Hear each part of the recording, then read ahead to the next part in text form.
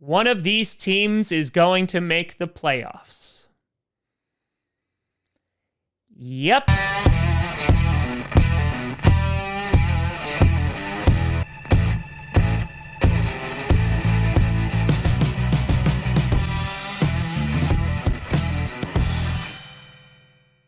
Grossi Posse Packer Nation.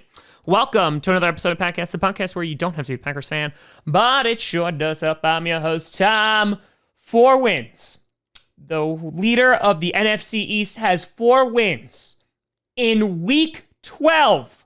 Grossi. And today we're going to be trying to predict, like anybody can, which team is going to be the winner of the NFC East. But then again, winning this division is like going to the doctor and finding out, oh, I have gout instead of syphilis. I mean, it's good.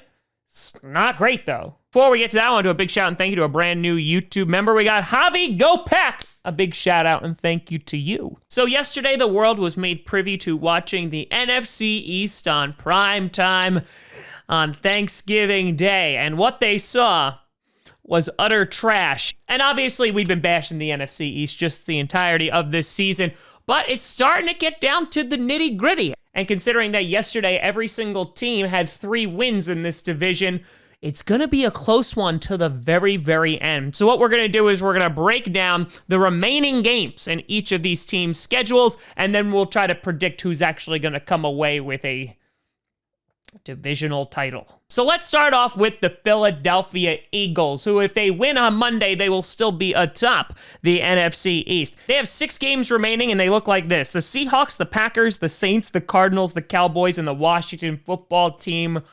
Woof. That's a pretty difficult schedule. Out of all these teams, I think the Eagles have the roughest remaining schedule and probably have the worst chance of winning the NFC East, even though I would argue that they might be the most talented team in the East. But if you take a look ahead, I don't think they'll win against the Seahawks. I don't think they'll win against the Packers. They shouldn't win against the Saints. They shouldn't win against the Cardinals. They should beat the Cowboys, and the Washington football team can honestly go either way, but I'm going to give it to the Washington football team. And so that would mean that they're going to lose 5 more games, which they would finish 4-11-1, which is a pretty horrific record, or as the NFC East says, second place. Now, it is possible that the Eagles are able to pull off some wins. Maybe they even beat the Packers, or maybe they could beat the Cardinals and or the Washington football team. So maybe they're able to scrape together 2 to 3 more wins. But honestly, considering how difficult their schedule is and how crappy they have been playing, looking at you, Carson Wentz, I just don't see it. And I think that this team is going to finish 4-11-1. Then you got the New Jersey Giants, who are currently sitting at 3-7, who also have 6 games remaining. You have the Bengals, the Seahawks, the Cardinals, the Browns, the Ravens, and finally the Cowboys. Now, they should be able to get a W this weekend against the Joe Burrow-less Bengals, so that would give them a win in the win column. They're probably going to lose against the Seahawks. They'll probably lose against the Cardinals. They'll probably lose against the Browns. They'll probably lose against the Ravens.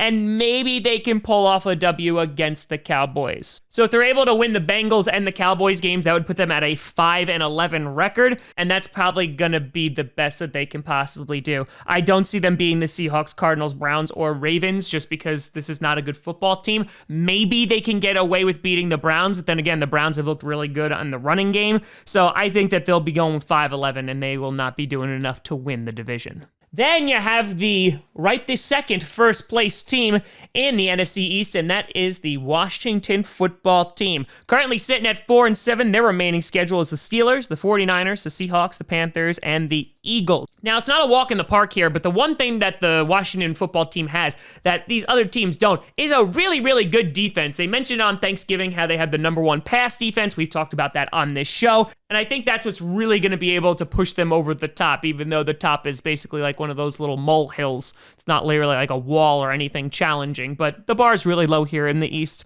They'll lose against the Steelers. They should be able to pick up a W against the 49ers. They'll lose against the Seahawks. They'll probably lose against the Panthers, and they should be able to win against the Philadelphia Eagles. So with that, they are looking to get 2 more wins, which would put them at 6-10, which I think will be enough to win the division. That would put them put them ahead of the Eagles and the Giants, which is, God, this is so painful and pitiful. But the Washington football team looks like they're on a pretty good track to win this division. Alex Smith is playing pretty good, and the defense is playing really good. And even their running game is starting to get some juice behind it. So right now I'm projecting that the Washington football team is going to finish 6-10. And finally, America's team, the Dallas Cowboys. After getting blown out by the Washington football team last night, let's take a look at their schedule. They have the Ravens, the Bengals, the 49ers, the Eagles, and the Giants. Now, they're probably going to lose against the Ravens on Thursday Night Football. They should beat the Bengals. They should beat the 49ers, but who knows about that. I think they'll lose against the Eagles because they've already gotten beat by them earlier. And then the Giants one could go either way, but I gave them a loss earlier. So if they only win against the Bengals and the 49ers, that would put them at a 5-11 record. If they're able to pull off a win against the Giants, which I think is possible, they'll be able to finish 6-10. However, the Washington football team would still have the tiebreaker over them. For the Cowboys to make the playoffs, 1, they actually have to start playing football, but 2, they have to take advantage of this schedule, which is pretty easy comparatively to the rest of the NFC East. The Bengals and the 49ers and the Eagles and Giants are all winnable football games for them, and who knows, they might go on a 4-game win streak at the very end to give them a whopping record of 7-9, but if they play anything like they did yesterday, running fake punts on their own 20, I'm not really confident. So realistically, I see them finishing around 5-11 or 6-10. So that would mean for me that the Washington football team is actually going to win this division, host a home playoff game in the wild card round, and God, if a team loses to them, then just give up as a franchise. Which team do you think is going to come away with the NFC East crown? Hopefully Wildflower. Let me know. You can always find me at TomGrossiComedy.com or at TomGrossiComedy, all social media, see down below. Check out podcasts on SoundCloud, iTunes, Google Play Music, Spotify, and of course YouTube. And a big shout and thank you to all the patrons over at patreon.com/TomGrossiComedy and the YouTube members. But thank you so much for watching. We will be doing a Q&A tonight at 7 p.m. Eastern, so I will see you there. Thank you so much for watching. I'm Tom Grossi. And as always, go Pack Go.